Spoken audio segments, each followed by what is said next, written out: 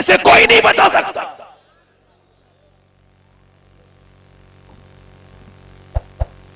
اگر بچپن میں سیرت سکھا دی جاتی, بچپن میں اگر بچیوں کو سجدے کرائے جاتے, آپ سے پوچھ رہا ہوں, تو کیا کبھی ایسا ہو سکتا تھا؟ بچپن کا ایسا سجدہ, ایسی دیکھیں اب چھوٹی چھوٹی بچیاں ناچتی ہیں نا, تو ان کو اسٹیٹس پہ لگاتے ہیں کچھ مسلمان معاذ اللہ کہ یہ دیکھو ہمارے اسٹیٹس میں ہماری 5 سال کی لڑکی ناچنا سیکھ گئی ہے. توبہ توبہ استغفر اللہ. اپنی بہنوں کے اسٹیٹس, اپنی بیویوں کے اسٹیٹس لگاتے ہیں معاذ اللہ. شرم آنی چاہیے. اپنے گھر کو بربادی کی طرف, دیوسیت کی طرف یہ قوم جا رہی ہے. دیوس بن کے رہ گئے ہیں لوگ اور دیوسیت پھیل گئی لوگوں میں. میری طرف توجہ کریں اور غور کریں. میں آپ سے یہ عرض کرنا چاہتا ہوں, اپنی بہنوں کو, اپنی بیٹیوں کے ساتھ آپ اپنے مزاج کو صحیح کریں. انہیں دیکھیں کہ وہ کدھر جا رہی ہیں, کس طرف نہیں جا رہی ہیں. اللہ کے رسول کی نواسی ہیں سیدہ زینب, اور مدینے میں قرآن پڑھ رہی ہیں. زینب کوئی عام بیٹی نہیں ہے. زینب جو 8 سال کی عمر میں کاف ہا یا عین صاد کی تفسیر کیا کرتی تھی. ان کے باپ ان سے بہت محبت کرتے تھے. کون زینب؟ مدینے میں قرآن پڑھ رہی ہیں. قرآن پڑھتے پڑھتے پڑھتے سر سے دوپٹہ سرک جا گیا. جب سرکا نہ دوپٹہ تو سیدہ فاطمہ کام میں لگی تھی, آ کر کے اپنی بیٹی کے سر پہ دوپٹہ رکھا. سیدہ زینب نے سوال کیا, امی جان آپ نے میرے سر پہ دوپٹہ کیوں رکھا؟ 6 سال کی بچی پہ کوئی پردہ فرض نہیں. کہنے لگی زینب اس وجہ سے میری بیٹی زینب کہ تیرے نانا ناراض ہو جائیں گے اگر سر پہ دوپٹہ نہیں رکھو گی تو. اب سیدہ فاطمہ تو چلی گئی مگر سیدہ زینب روئی اور روئی اور روئی. سیدہ فاطمہ نے کہا چپ جانا میری زینب, کیوں روتی ہے؟ اب تو نے سر پہ دوپٹہ رکھ لیا نا. تو اپنی ماں کے سینے لگ گئی اور چپٹ کے بولی, امی جان میرے نانا سے کہہ دینا کہ مجھے معاف کر دے. آج کے بعد زینب اپنا سر تو کٹائے گی مگر سر پہ سے دوپٹہ نہ ہٹائے گی. سر پہ سے دوپٹہ نہیں ہٹائے گی. ہمارے یہاں انتقال ہو رہا تھا ایک سید زادی کا, اور میرا اتنا قریب ریلیشن 33 سال کی عمر ان کی, میرا ان کے ساتھ پردہ بھی نہیں ہے. میرا اتنا قریبی رشتہ تھا. دلی میں ان کا دم نکلنے والا تھا, یعنی 1 منٹ جوائنٹس ہو گیا, 1 منٹ تھا روح نکلنے میں تقریباً. جیسے ڈاکٹر کو پتہ چلا سیریس حالت ہوئی ہے, ڈاکٹر دوڑا. جیسی ڈاکٹر دوڑا نا وہ آیا تو اس نے اپنا دوپٹہ اٹھایا جو کہ اس کے پاس تھا, اور یہ اپنے آپ کو ڈھکنے لگی, اور ڈھکتے ڈھکتے دوپٹہ نیچے گر گیا, روح نکل گئی. مگر ایک بات میں یہ سمجھ گیا کہ اگر بچپن میں پردہ سکھا دیا جائے تو روح تو نکلتی ہے مگر حیا کبھی نہیں نکلتی. اللہ کے رسول, زور سے بولو سبحان اللہ. مولا علی سبحان اللہ کہتے ہیں, مولا علی 15 دن کے بعد اپنے گھر آیا ہوں. میری بی بی فاطمہ نے مجھے مسکرا کے سلام کیا ہے. میں یہ سیرت سیدہ کی اس وجہ سے بیان کر رہا ہوں کہ تاکہ میری بہنوں تک میری بات پہنچ جائے, اور حضرت کی موجودگی میں یہ چند الفاظ میرے قبول کر لیں کہ وہ میری طرف سے گزارشات اس روایت کے ساتھ. سیدنا مولا علی فرماتے ہیں میں اپنے گھر آیا. کہتے ہیں میں جب گھر آتا تھا تو فاطمہ پہلے مجھے کھانا کھلاتی تھی, بعد میں خود کھانا کھاتی تھی. کہتے ہیں میں آیا, فاطمہ نے دروازہ کھول کے سلام کیا مسکرا کے. بتاؤ اس گھر میں طلاق کبھی ہوگی جس گھر میں بی بی مسکرا کے سلام کر دے؟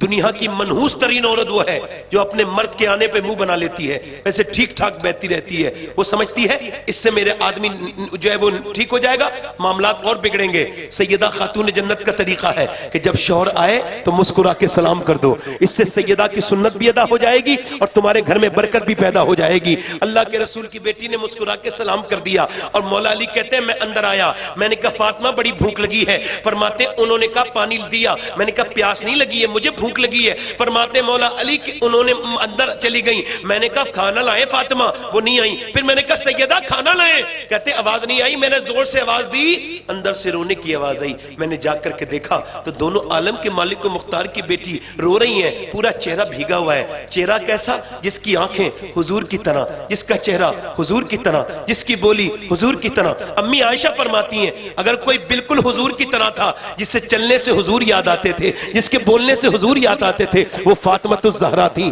نبی کی طرح مسکراتی تھی. سیدہ خاتون جنت جب روئیں, حضرت علی بولے آپ کیوں روتی ہیں؟ کہنے لگی مجھے افسوس ہو رہا ہے, میں اپنے شوہر کو کھانا نہیں دے پائی ہوں. کہا کیوں؟ کہ جب آپ گھر سے گئے تھے کئی دن کا فاقہ تھا, آج بھی آپ کے بچے کئی دن سے بھوکے ہیں. مولا علی کہتے ہیں میں اندر گیا, میں نے فاطمہ سے کہا آپ نے مجھے بتایا نہیں؟ کہتے انہوں نے مجھ سے کہا علی سے, میرے ابا نے کہا تھا علی سے وہ مت مانگنا جو ان کے پاس موجود نہ ہو. کہتے مولا علی میرے پاس کچھ نہیں تھا. تو میں رونے لگا کہ فاطمہ تو میرے دل کے حال بھی جانتی ہیں، مگر فاطمہ بھی روئی۔ میں نے کہا کیا ہوا فاطمہ؟ کہنے لگی میرے سرتاج آپ تو چلے گئے تھے، مگر میرے ابا کے گھر سے 16 دن میں سے میرے ابا کے گھر میں چولہا نہیں جلا ہے، 16 دن سے میرے ابا کے گھر میں چولہا نہیں جلا ہے۔ اللہ اکبر۔ مولا علی کہتے ہیں بچوں کی بات سن کے تو میں وہی کھڑا تھا، مگر حضور کی سن کے میں باغ میں گیا اور میں نے بازیچے میں جا کے کیا کہ مجھ سے کوئی کام لے لو، تو یہودی نے کہا ایک ڈول دو گے نا میرے باغ کو، ایک کھجور دو گے، ایک کھجور دوں گا، ایک ڈول نکال کے دو گے پانی تو ایک کھجور دوں گا۔ کہتے ہیں اس نے اجوا کھجور کا وعدہ کیا، میں نے 3 ڈول نکالے مگر میں تھک گیا تھا، مگر پھر حضور یاد آئے تو پھر 4تھی ڈول نکالی، پھر 5ویں میں پورے پسینے میں نہا گیا۔ کہتے ہیں میں نے 17 ڈول نکالی۔ آپ کا بھائی، آپ کا باپ، رشتہ دار کوئی مزدوری کرتا ہو تو کبھی اسے کمزور مت سمجھنا، اسے کبھی حقیر مت جاننا، اسے پہچاننے سے منع مت کرنا، یہ تو سنت علی ہے۔ اللہ اکبر۔ مولا علی گھاس بھی کھودتے تھے اور مدینے کے بازار میں لا کے بھی بیچتے تھے، مگر سارے سادات کو فخر ہے کہ وہ علی کی اولاد ہے، ایسی کوئی بات نہیں۔ مولا علی کہتے ہیں میں 17 کھجوریں مجھے ملی، مگر میں کھجوریں لایا مگر میں نے ایک کھجور بھی چکی تک نہیں، حضور کی بارگاہ میں پیش کر دی۔ میرے حضور نے مجھ کو دیکھا، کہا علی تیری بی بی فاطمہ بھوکی ہے، تیرے حسن بھوکا ہے، تیرا حسین بھوکا ہے، انہیں لے کے نہیں گئے؟ میں نے عرض کی یا رسول اللہ میں حسن سے زیادہ، حسین سے زیادہ، فاطمہ سے زیادہ آپ سے محبت کرتا ہوں یا رسول اللہ۔ تو نبی نے ایسے کر کے ہاتھ اٹھایا اور دعا کی اے اللہ میں اپنے علی سے راضی ہوں، تو بھی میرے علی سے راضی ہو جا، تو بھی میرے علی سے راضی ہو جا۔ حضور پھر میرے گھر گئے اور کہتے پھر حضور نے کھجور کی گٹھلی کے اندر سے نکالا، کھجور کی گٹھلی کی نکالی اور نکالنے کے بعد وہ حسن کے منہ میں دی۔ حسن اتنے کمزور تھے کہ نانا کو دیکھنے لگے، اللہ اکبر، بھوکے تھے۔ پھر حسین بھی بھوکے تھے، ان کے منہ میں دی۔ اب میں نے اپنی آنکھوں سے دیکھا ہے کہ اللہ کے رسول صلی اللہ علیہ وسلم کے مدینے میں 5-5 لاکھ لوگوں کو حضور ایک ساتھ افطار کراتے، ایک ساتھ۔ اما عائشہ فرماتی مدینے کے اور لوگ گٹھلی پھینکتے تھے، حضور گٹھلیاں پھینکتے نہیں تھے۔ جب زیادہ فاقہ بڑھتا تھا تو حضور گٹھلیوں کو چوس کے پانی پی لیا کرتے تھے۔ آپ کو بتاؤں جب حضور کے پیٹ پہ پتھر بنتے تھے نا تو دونوں ہاتھ اٹھا کے دعا کرتے تھے اے اللہ میری امت کبھی بھوکی نہ مرے، میری امت کبھی بھوکی نہ مرے۔ آج میں آپ سے پوچھنا چاہتا ہوں میری بیٹیوں، میری بہنوں، اللہ کے رسول کی بیٹی کے کپڑے پہ چادر پہ پیمد لگے تھے، مگر جتنی عورتوں کو کپڑے ملے سیدہ کے صدقے میں ملے ہیں، قیامت کے دن جواب دے پائیں گی بے پردہ رہنے والی؟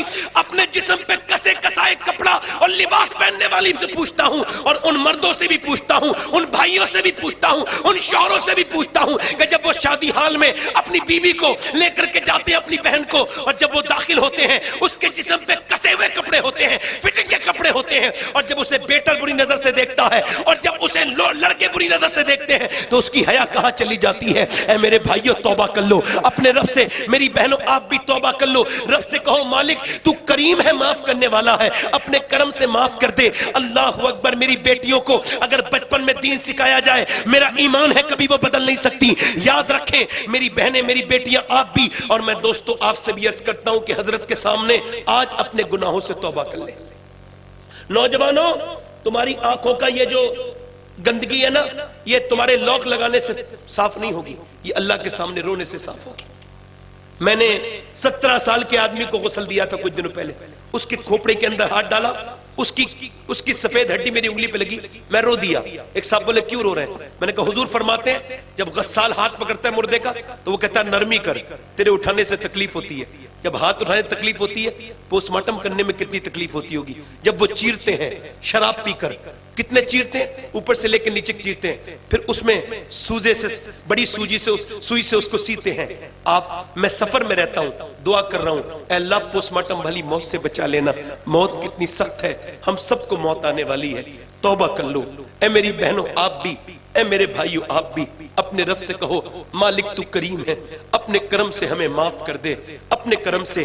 کفل نامی نوجوان تھا، روز زنا کرتا تھا نئی لڑکی سے، آنکھوں سے دیکھنا آنکھوں کا زنا، موبائل پہ بات کرنا ویڈیو کال یہ بھی آنکھوں کا زنا، کانوں سے بات کرنا کانوں کا زنا۔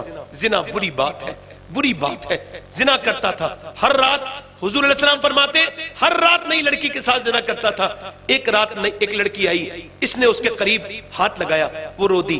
اس نے کہا کیوں رو رہی ہے؟ تجھے کس چیز نے رلایا ہے؟ پیسے نہیں دیے؟ کانپنے لگی، اللہ سے ڈر رہی ہوں، میرے بہن بھائی بھوکے، اگر وہ بھوکے نہ ہوتے تو کبھی نہیں آتی، کبھی نہیں آتی، کبھی نہیں آتی۔ کبھی ڈر کس سے رہی ہے؟ اللہ سے۔ اپنے کریم رب سے، اپنے مالک سے، اس سے کریم سے ڈر رہی ہوں کہ میرے مالک مجھے معاف کر دے، میں اپنے بہن بھائی کی وجہ سے ایسا کرنے آئی ہوں۔ روئی، پھوٹ پھوٹ کے روئی۔ حضور فرماتے ہیں اس کی آنکھوں سے اس کا دل دھڑ گیا کفل کا۔ جا میں اپنی بہن بناتا ہوں، جا جا جا، تو اپنے پیسے دے دیے، تجھے اپنے سارے پیسے دے دیے۔ وہ چلی گئی، یہ سجدے میں گر کے بولا مالک میں ایک بار وہ آئی تھی اور کتنی رو رہی تھی، اس نے میری آنکھیں کھول دی، تیری نیک بندی نے، مجھے معاف کر دے، میں نے تو پوری رات گناہ کیے ہیں، زندگی گزر گئی، مگر اگر میرے جیسا گنہگار کوئی نہیں تو تیرے جیسا کریم بھی کوئی نہیں ہے، اگر میرے گناہوں کی کوئی حد نہیں تو تیرے کرم کی بھی کوئی حد نہیں ہے۔ رویا، اتنا رویا کہ دل پھیل گیا، مر گیا، توبہ کر رہا تھا، دل پھیل گیا، اسے اٹیک آ گیا، مر گیا۔ صبح کو کوئی جنازہ نہیں اٹھاتا تھا، کوئی جنازہ نہیں اٹھاتا تھا۔ اللہ نے فرشتوں کو بھیجا، فرشتے آئے، دوپہر کے وقت میں اس کے دروازے پہ لکھ کے گئے اللہ کے حکم سے، ان اللہ قد غفر للکفل، یہ جو کفل ہے نا اسے اللہ نے بخش دیا ہے۔ کس کو بخشا ہے؟ جو اپنے رب کے سامنے رویا ہے، جس نے توبہ کی ہے۔ اللہ فرماتا ہے ایک آنسو سے نا تیری ساری زندگی کے گناہ معاف کر دوں گا۔ آپ میں کتنے لوگ ایسے ہیں جو حضور کے نام پہ گردن کٹا سکتے ہیں؟ دونوں ہاتھ رکھ کے بتائیں، نیچے ہاتھ کریں۔ جو گردن کٹا سکتا ہے کچھ بھی کر سکتا ہے نا، کچھ بھی کر سکتا ہے، کچھ بھی کر سکتا ہے نا۔ ایک دوسرے کی طرف مت دیکھنا حضرت کے سامنے۔ کتنے لوگ ایسے ہیں جو گردن بھی کٹا دیں گے اور مسکرانا نہیں؟ کتنے لوگ ایسے ہیں جو گردن بھی کٹا دیں گے اللہ کے رسول کے نام پر اور آج سے پوری داڑھی بھی رکھا لیں گے؟ اس محفل میں کھڑے ہو جائیں، کھڑے ہو جائیں، حضرت آپ کے لیے دعا کریں گے۔ صرف وہ لوگ جو داڑھی رکھائیں، مدرسے کا کوئی طالب علم کھڑا نہ ہو، ان کے نصاب میں ہوتا ہے، باقی کھڑے رہیں، کھڑے رہیں۔ ہاتھ اوپر کر لیں داڑھی رکھانے والے، میرے ساتھ ہاتھ اوپر کریں، کھڑے ہو کے داڑھی، پوری جو داڑھی رکھائیں وہ ہاتھ اوپر کر لیں، میرے ساتھ کہیں انشاءاللہ آج کے بعد وعدہ کرتے ہیں نہ داڑھی کٹے گی نہ مڑے گی انشاءاللہ۔ بیٹھ جائیں۔ حضور کی آنکھوں کی ٹھنڈک کیا ہے بولو؟ تو نماز کی پابندی کریں گے، دونوں ہاتھ اٹھا کے انشاءاللہ حضرت کی موجودگی میں نماز کی پابندی کریں گے، اپنی بہن بیٹی کو پردہ کرائیں گے انشاءاللہ، مسلک اعلیٰ پہ سختی سے قائم رہیں گے انشاءاللہ۔ حضرات یہ جتنا اس وقت میں نے جو کہنا تھا کہا۔